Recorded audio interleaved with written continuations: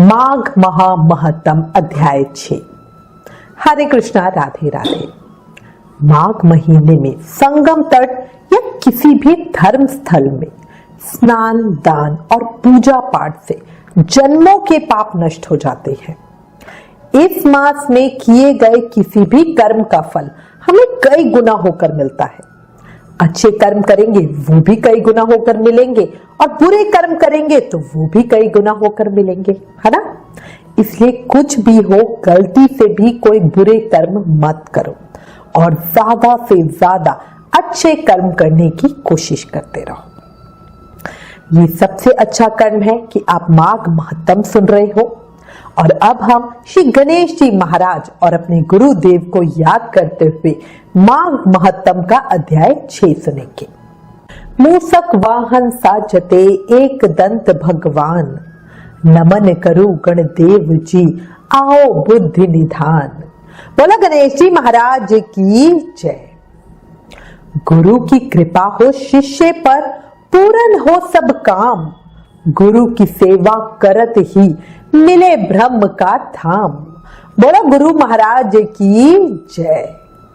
कल हमने माघ महामहत्तम के अध्याय 5 में दत्तात्रेय जी द्वारा वर्णित ब्राह्मणी ऋषिका की सुंदर कथा का श्रवण किया था, जिन्होंने माघ स्नान के प्रभाव से सूर्य के रथ पर स्नान पाया था। ये कहानी दत्तात्रेय जी ने राजा सहस्त्र अर्जुन को सुनाई थी। अब आगे दत्तात्रेय जी कहते हैं कि हे राजन, अब मैं तुम्हें एक और पौराणिक कथा कहता हूं, ध्यान पूर्वक सुनो। पूर्व समय में सतयुग के उत्तम निषेध नामक नगर में हेमकुंडल नाम वाला धनी वैश्य, जो कुबेर के समान था, वो रहता था। वो बहुत कुलीन, अच्छे काम करने वाला, देवता, अग्नि और ब्राह्मण की पूजा करने वाला, खेती का काम करता था। वह गौ, घोड़े, भैंस आदि का पालन करता था। दूध, दही, छाछ, गोबर, घास, गुड़, चीनी आदि अनेक वस्तुएं बेचा करता था, जिससे उसने बहुत सा धन इकट्ठा कर लिया था। जब वो बूढ़ा हो गया तो मृत्यु को निकट समझकर उसने धर्म के कार्य करने प्रारंभ कर दिए। भगवान विष्णु का मंदिर बनवाया, कुआं, तालाब, बावड़ी, आम, पीपल आदि वृक्ष के तथा सुंदर सुंदर बाग बगीचे लगवाए। सूर्योदय से सूर्य अस्त तक वो दान करता रहता। गांव के चारों तरफ जल की प्याऊ लगवाई। उसने सारे जन्म भर जितने भी पाप किए थे उनका महान पुण्य कर्म करके प्रायश्चित करने लगा। उसके 2 पुत्र उत्पन्न हुए, जिनके नाम कुंडल और विकुंडल थी। जब दोनों लड़के युवावस्था के हुए तो हेमकुंडल गृहस्थी का सब कार्य उन दोनों को सौंपकर तपस्या के निमित्त वन में चला गया और वहां भगवान विष्णु की आराधना में शरीर को सुखाकर अंत में भगवान विष्णु के लोक को प्राप्त हुआ। उसके दोनों पुत्रों को धन वैभव का मद था, अहंकार था, जिससे वो दोनों बुरे कर्मों में लग गए, वैश्यागामी बन गए। वीणा और बाजे लेकर वैश्याओं के साथ गाते फिरते थे। अच्छे सुंदर वस्त्र पहनकर, सुगंधित तेल आदि लगाकर भांड और चापलूसी करने वाले लोगों से घिरे हुए रहते थे। हाथी की सवारी और सुंदर घरों में रहते थे। इस प्रकार वे धन को बुरे कर्मों में नष्ट करते रहते थे। कभी किसी सत पात्र को दान आदि नहीं करते थे, ना ही कभी हवन, देवता या ब्रह्मा जी की सेवा तथा विष्णु जी का पूजन ही करते थे। थोड़े दिनों में उनका सब धन नष्ट हो गया और वो दरिद्रता को प्राप्त होकर बहुत दुखी हो गए। भाई, जन, सेवक, उपजीवी सब इनको छोड़कर चले गए। ऐसा ही होता है ना, जब तक धन होता है सब होते हैं, जब धन नहीं तब कोई नहीं।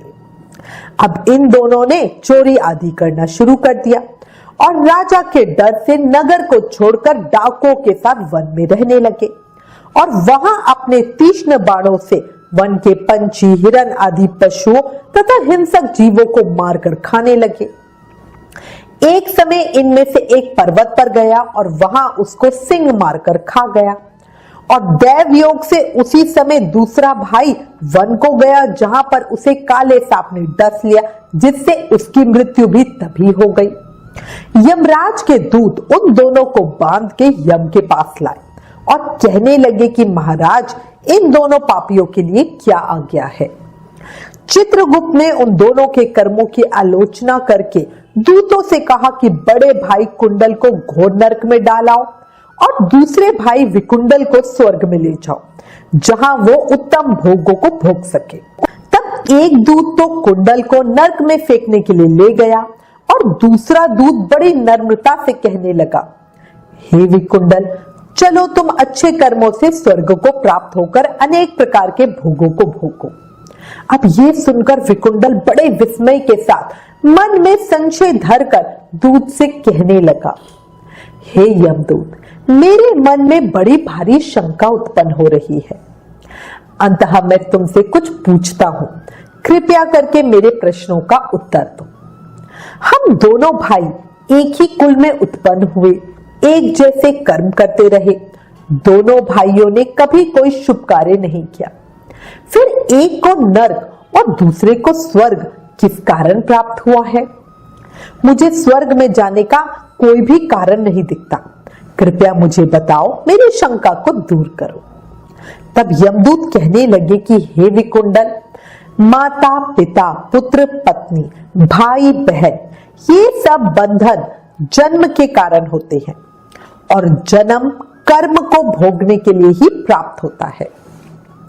जिस प्रकार एक वृक्ष पर अनेक पंछियों का आगमन होता है, उसी तरह इस संसार में पुत्र भाई माता पिता का भी संगम होता है।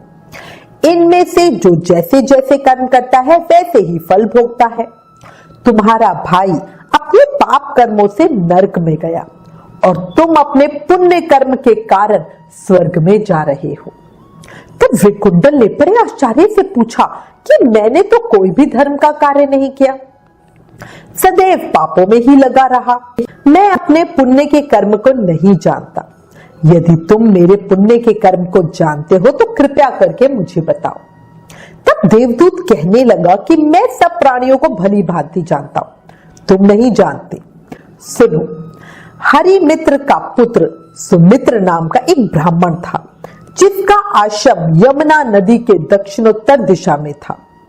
उसके साथ जंगल में ही तुम्हारी मित्रता हो गई और उसके साथ तुमने 2 बार माघ मास में यमुना जी में स्नान किया था। पहली बार स्नान करने से तुम्हारे सब पाप नष्ट हो गए और दूसरी बार स्नान करने से तुमको स्वर्ग प्राप्त हुआ। सो हे विकुंडल, तुमने 2 बार माघ मास में स्नान किया, इसी के पुण्य के फल से तुमको स्वर्ग प्राप्त हुआ और तुम्हारा भाई नरक को प्राप्त हुआ। इसके पश्चात दत्तात्रेय जी कहने लगे कि हे राजन, इतना सुनकर विकुंडल अपने द्वारा अनजाने में किए पुण्य कर्म को सोचने लगा और मन ही मन विचार करने लगा कि अनजाने में किए माघ स्नान का जब ये फल है तो भाव से स्नान का कितना ही फल होगा। उसके बाद वो अपने भाई के दुखों को सोचकर दुखित होकर नम्रता पूर्वक मीठे वचनों से दूत से कहने लगा, हे दूत, सज्जन पुरुषों के साथ 7 पग चलने से ही मित्रता हो जाती है और ये बहुत कल्याणकारी होती है। मित्र प्रेम की चिंता ना करते हुए तुम मुझको इतना बताने की कृपा करो कि कौन कौन से कर्मों से मनुष्य यमलोक को प्राप्त नहीं होता, क्योंकि तुम तो सब जानने वाले हो। माघ महामहतम अध्याय 6 समाप्तम। यमदूत ने विकुंडल के प्रश्नों का क्या उत्तर दिया, ये हम कल की कथा में सुनेंगे। अंत में फिर कहूंगी, पल पल आयु कम हो रही है। हर श्वास के साथ हम मृत्यु की करीब चले जा रहे हैं। जीवन फूटे हुए घड़े की तरह है, जो भरते रहो पर वो साथ ही साथ खाली भी होता रहता है ना। जिस वक्त हमारा जन्म होता है उसी वक्त मृत्यु की तरफ हमारी एक यात्रा, एक जर्नी शुरू हो जाती है। श्री कृष्ण की कृपा से अभी भी समय है। अधिक से अधिक शुभ कर्म करके ये मानव जीवन सफल बना लो।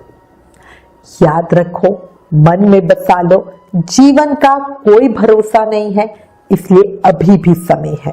बार बार याद दिला रही हूं, अभी भी है। ज्यादा से ज्यादा नाम जाप करके जन्म मृत्यु के चक्र से मुक्ति पालो, क्योंकि कलयुग में ये करना बड़ा आसान है। कलयुग केवल नाम आधारा, सिर्फ नाम जाप करके हम मुक्ति, भुक्ति, शक्ति, प्रेम सब पा सकते हैं, है ना। और युगों में हमें पूजा पाठ कितने ही चीजें करनी होती थी, बट कलयुग में सिर्फ शांति से बैठ के नाम जाप करते रहो। अपनी हर सांस के साथ प्रेम से, मन से हर समय जपते रहो। हरे कृष्ण कृष्ण कृष्ण हरे हरे, हरे Ram Ram Ram Hare Hare. Please in videos को अधिक से अधिक शेयर करके माघ मास के प्रभाव को सबको बताओ। अपने शास्त्रों का ज्यादा से ज्यादा प्रचार करो, ये भी एक सेवा है। राधे राधे।